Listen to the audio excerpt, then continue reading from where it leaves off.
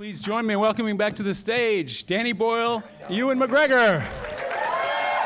We have that? We have two between us. All right. All right, and welcome to everyone in the other theater. Hello, other theater. You guys don't have to care about that. Woo!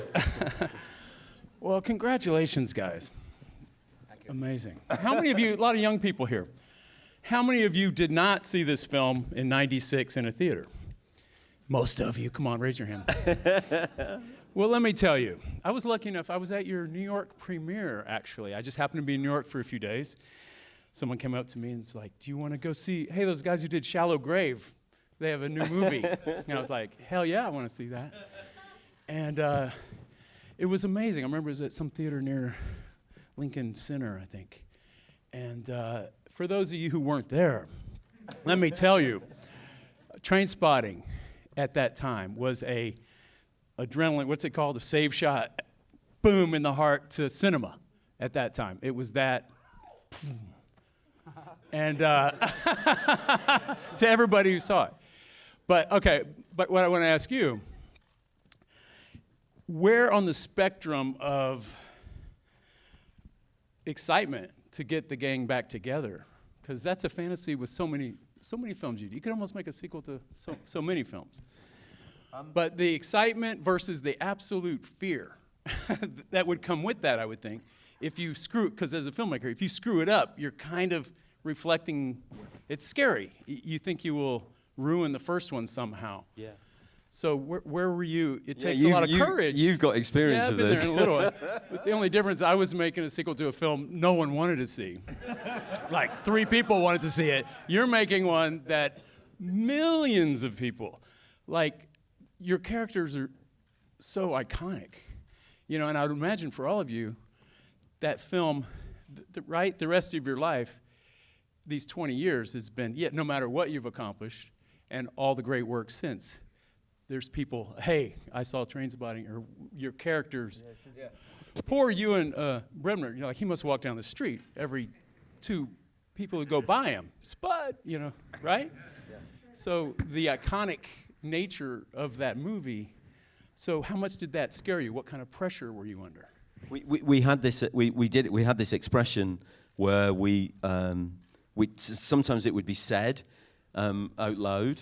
And sometimes it would be there unspoken in people's eyes as they looked at you. And the expression was, this better not be shite, Danny.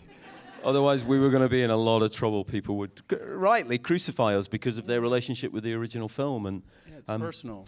That screening in New York, that was amazing because I remember it. And I was stood at the back, and there was this guy hanging around the back. And he said, I've already seen it. It's really good, mate. And it was Spike Lee, which for me was like, whoa. That's sweet. Yeah, welcome to America. Yeah, I know. It was like, whoa. King of New York. That was very special, yeah. Well, I have a question for you, Ewan. Spike Lee story. Oh yeah, when I met Spike. Did Ewan, as from an actor's perspective in this, was there any, let's see, what's the word? Collaboration, negotiation about what you might have felt you were doing 20 years later versus what, I guess, the novel and your adaptation and whatever, you understand you went through a bit of a process getting to, you know, your story here. But were you involved? Were you consulted? No. Did anyone care what you felt? Well, no. I like to think they might have cared, but there was no discussion needed because I felt like when we were presented with John's script, and it was only really a couple of years ago that we read the script for the first time. The book Porno was written in 7 years after our movie came out, so right, 10 years after the original novel. And it's interesting because at that point I didn't want to do a sequel to Trainspotting because I wasn't moved quite so much by his book. The Trainspotting novel was a sort of book of its generation in Scotland. It sort of defined everything. I don't know. It was a very, very important novel, and somehow Porno didn't move me like that. And so I wouldn't have wanted to do it when that came out 10 years after the Trainspotting novel. But and then we were never presented with a script. Danny will tell you, I think there was a script that was written at that point by John, but it wasn't. Danny didn't feel like it was a script that he wanted to send to us. So it really was 2 years ago that finally, I met Danny the day, but I bumped into him in a restaurant in London. He said, I can't believe I'm meeting you because tomorrow I'm going up to Edinburgh with Irvin Welsh, John Hodge, Andrew MacDonald and Kristen Coulson, Danny's producing partner. And they were going up to spend a week in what Irvin called the Big Brother house in Edinburgh, where they were just going to brainstorm the novel, the sequel to the film, and see if they could come up with ideas. And very shortly after that, John came up with this script that Danny immediately sent to us, and we immediately all went, oh yeah, okay, no, that's good. Yeah, I think time is very helpful that way, to find these guys in middle age. I think the movies... The other interesting thing about it is if we'd done it 10 years ago, it wouldn't say what this film says. The film explores something that's starting to happen to me. I know is happening to Danny and John. There's something to happen. I don't know if it's just specific to men. I can only speak to that. But there's a sort of looking back on your life and starting to figure out what's next, what's to come, you know. And there is a nostalgia in that. But it wouldn't be relevant to those characters 10 years ago in their 30s, you know. Not enough time. They still have all that. I knew we were in for a treat with the opening image, unlike you're on a treadmill. Well, it just says so much right there. A lot. It's like, oh my God, A lot of the film is about how badly men age. I know, it's terrible. Have you been to a class reunion anyway? I know. Past a certain age. But women get all the flack about aging and stuff. But women age much more sensibly than men. They kind of measure out time, and men, we just hang on to things for so long and hopelessly. Well, really. I consider this film very positive and optimistic. As much shit as everyone's going through, and Bagby, I mean, he's still a psychopath, and it's where he belongs. But just the fact that all four of you are still alive, that you survived the 90s, I think that's pretty good where we saw you last. So that was a tough... Actors or the characters? Both. No, but, gosh, so... Oh, congratulations on the Olympics, Danny. I always wanted to tell you that. The 2012 Olympics, unbelievable. Anyway, I don't know why I do that. Well, we have time for some questions, but what else would you like to say? I think the biggest thing was about how lucky we were with the four actors, because you know what it's like. You can hire great actors, and they are great actors. He's embarrassed to stand beside me as I say that. They are great actors, but there's a chemistry about the four of them when they come together. Did that come back? Yeah, that was bizarre. The way it was just like I'm there. not surprised that you. Yeah, there was you're there, and you're just right back. Like he was still there. Yeah. It's sort of like, it's 20 years a long time. Yeah, it is. And it's a testament to the first movie, but it's a testament to the writing and Danny's direction. I've heard Danny talk about these characters, how we all remember their names, and how many movie characters' names do you remember from movies? Not many, but these you do. Fucking Spud and Sick Boy and Begbie, unforgettable. And there's something about playing them I was nervous. And I arrived a week after you started, and for a week I was finishing post on the film. And so I had to arrive a week after they started, which was horrible, the idea that it was going on without me. But when I arrived, I met Ewan Bremner in the lunch queue, and I had a fitting, and he was shooting that day.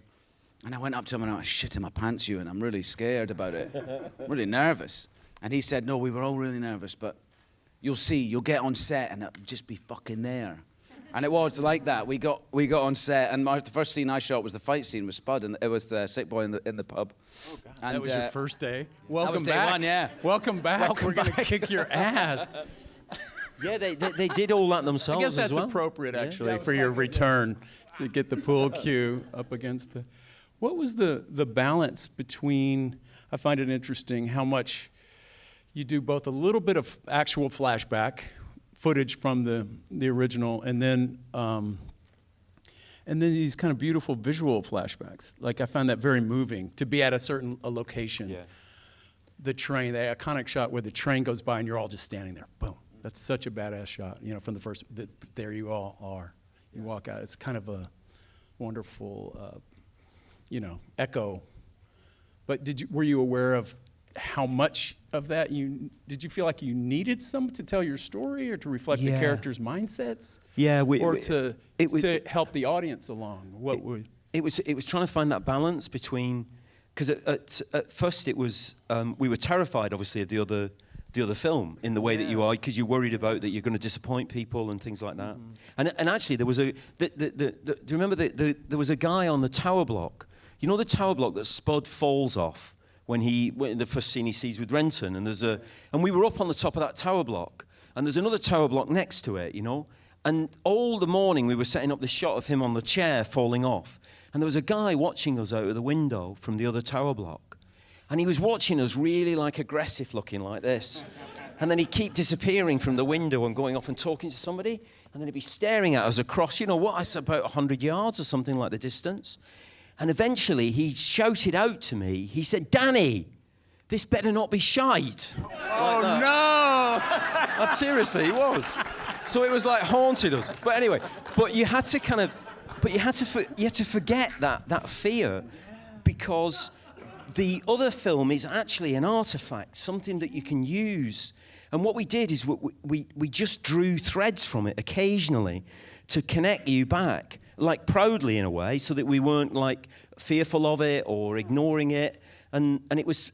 And initially we had like 5 minutes in one of the cuts we had, and that was way too much. And there's about a minute of the original film in the whole film now. Yeah. But it feels like more because they touch you, I think. I hope they do anyway. Well, because with each little glimpse, even sometimes it's very brief, but we all remember everything around it. So in your mind, it's all there. All you need is a little bit to, a little goes a long way.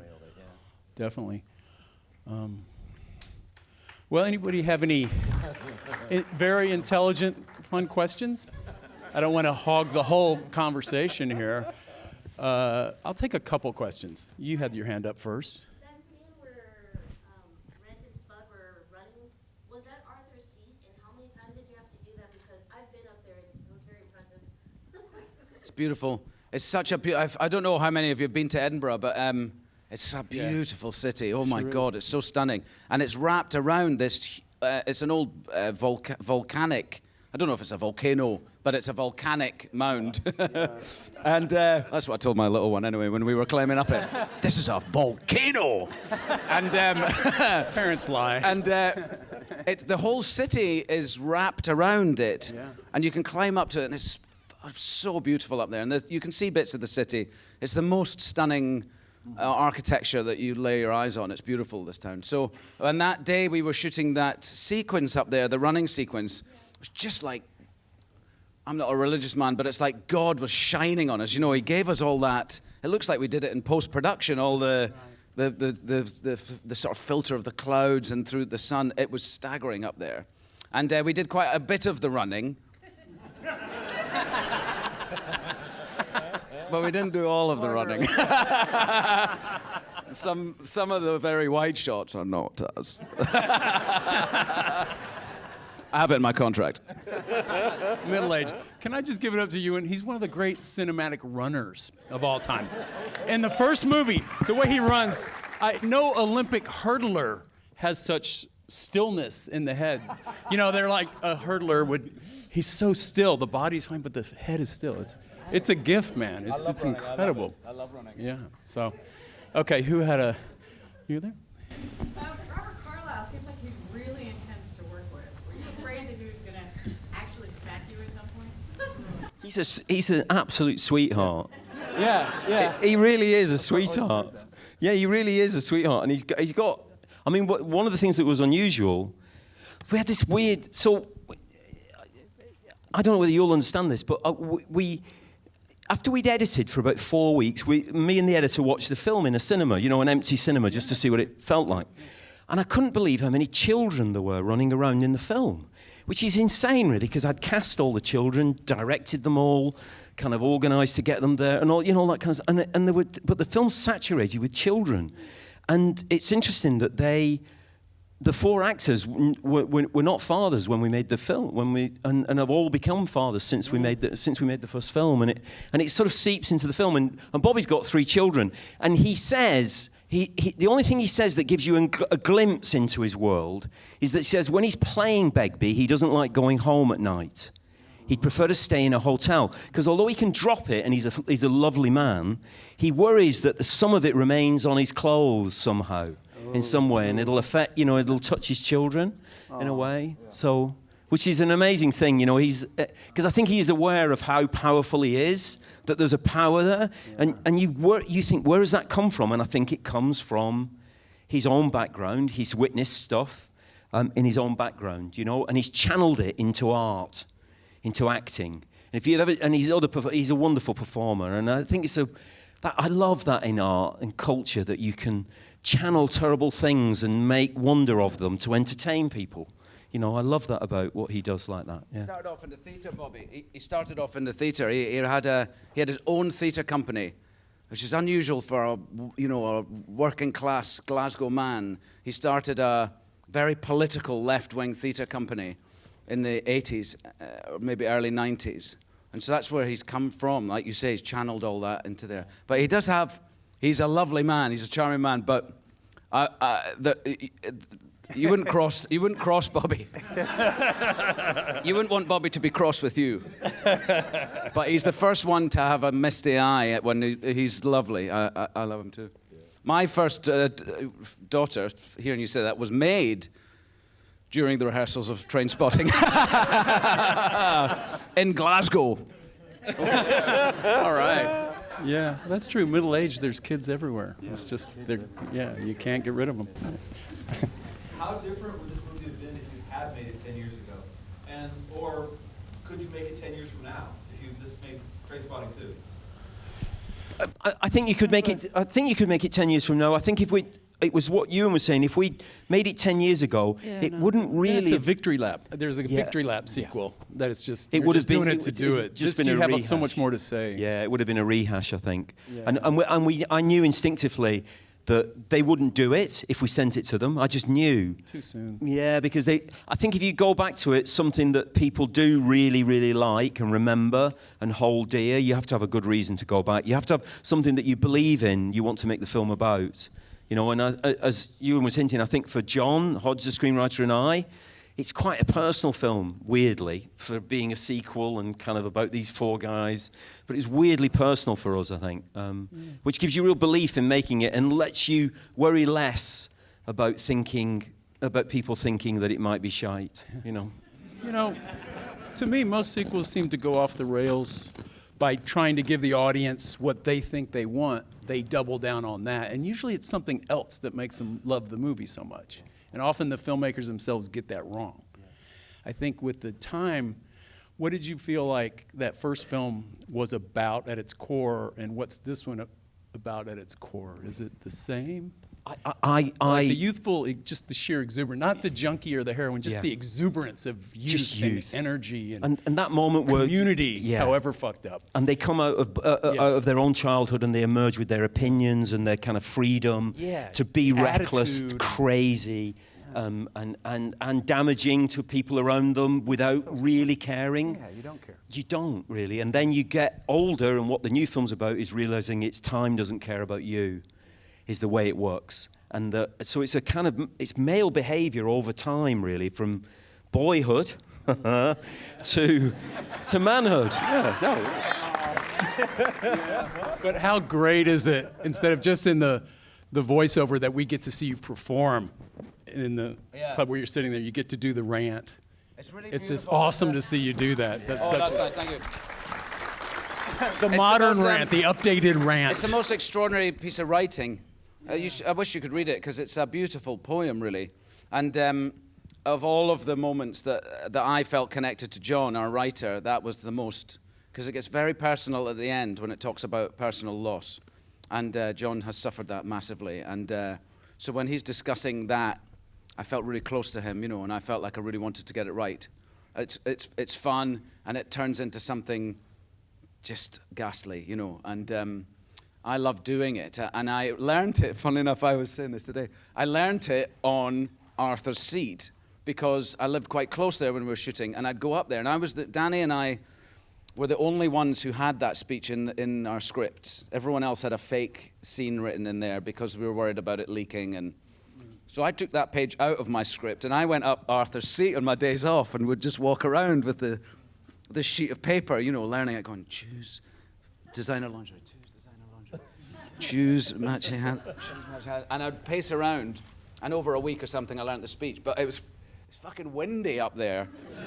And I had it so tight in my hands just in case the wind came along and, blew it away. Someone finds it on the street, goes, what the fuck is this, It's in the Daily Record the next morning. Like, oh, fuck. No, I don't want to do it now, no. You've just seen it. No. Do it now. Do it now.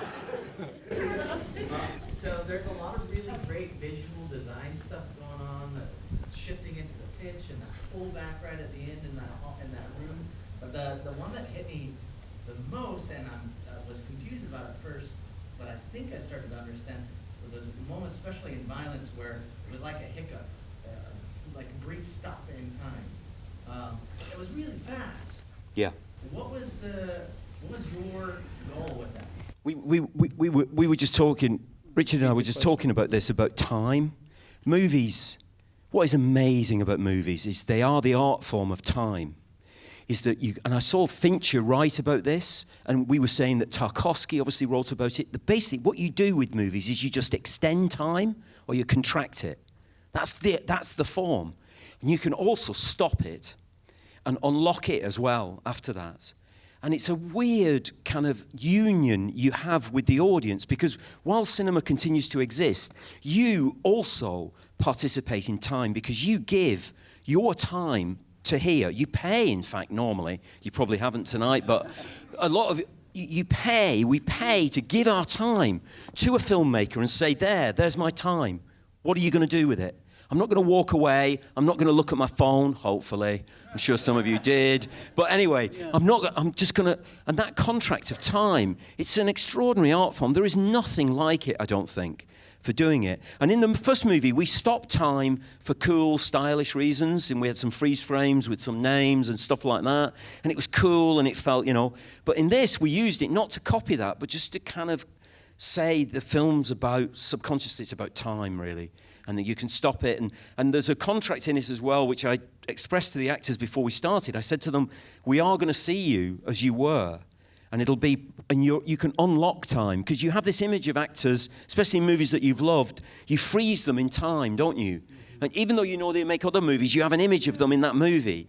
And then if you go back to that movie and unlock it and go, no, here he is now. What do you think now? He's great, but it's... So it's that, and that's why we used it at certain moments in the film, yeah.